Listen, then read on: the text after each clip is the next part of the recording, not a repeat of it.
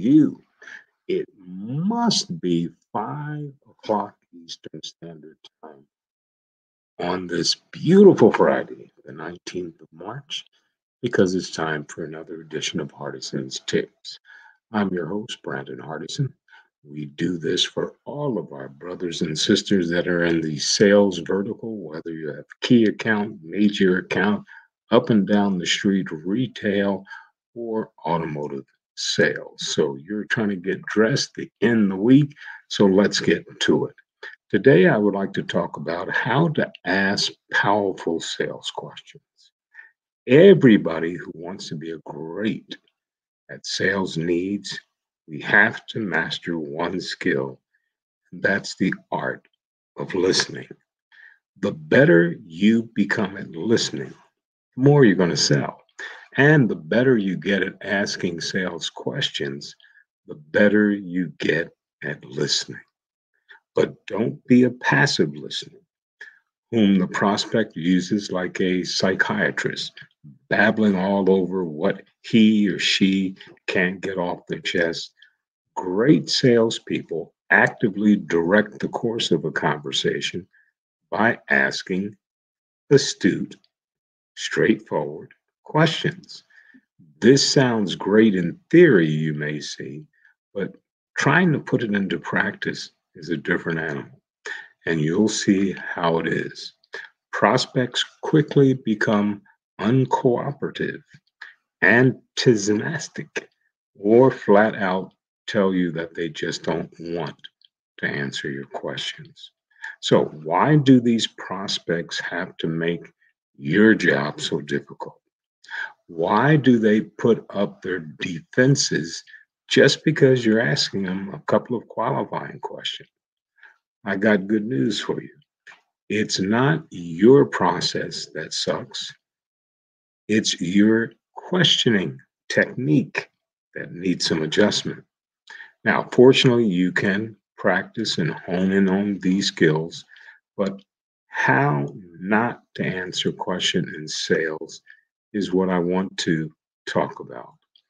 There are many people right now, good human beings, but weren't trained properly. So they come to engagements using the same common mistakes.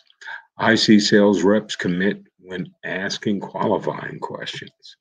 Now, robotically going through a list of questions, if the prospect feels like you're just pushing them down to a sales line assembly, mindlessly going through the motions and just following protocol without really caring about the responses. Don't be surprised if they quickly become uncooperative. Don't be a survey salesman.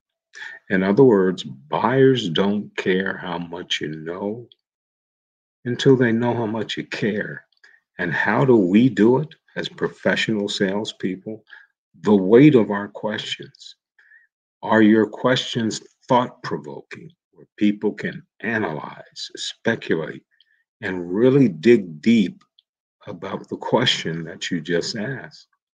Now, the fake great response to every answer, nothing says that sleazy salesmen are like people coming back from the dead at every answer you get from a prospect by saying, awesome, outstanding. It distinguishes you and your prospects, not at all. The prospects have very sensitive antennas when dealing with sales reps, and they can spot that someone is not true for their needs when you do that. So, another thing, we interrogate our prospects. How do you feel when someone pushes you around and treats you like a subordinate? Some salespeople try to compensate for their lack of skill by overly giving this persona of smile, happiness, ready to go. While this approach tends to work on certain percentages of prospects, it won't mostly work on all the prospects. They want a professional. So if you have your questions down on a notepad, just don't keep your head down as you're asking the questions. You lose contact with that customer on the other side, and they think you're just going through a triplet, making sure your boss know you asked all the questions. That is not a conversation. That is not interacting. Anxiety will quickly set in the customer's mind. Now, on the other end of the spectrum, you have nervous salespeople who's carefully got their questions together and is not ready to be engaged with the customer because they don't believe in their processes or they don't have enough courage of their conviction. That's something that managers, role playing, practicing, in time it will come. There are many ways to improve your questioning technique, but to become greater, really great at asking questions, you need to shift into a different mental gear.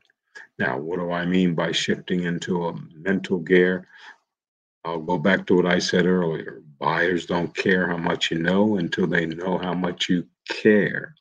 So, care and courtesy is what consumers expect.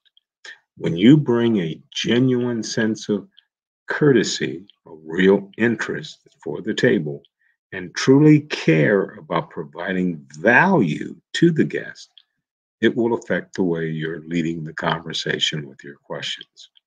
It'll change the way you ask questions, and the prospects will become more cooperative and provide you with the answers you need to move the sales forward. So please, less interruption, more engagement. And you control that because you control the questions. Once again, Brandon Hardison, President of Champion Strategies, with a little Hardison's tip to end the week. March 19th, a Friday, a beautiful day. So, whatever you're going to do out there, think about the questions that you ask, look them in the eye, take high gain questions, make sure the customer sees that you're taking notes. I guarantee you're on the road to improving. As always, in parting, you go out and you make it a champion day.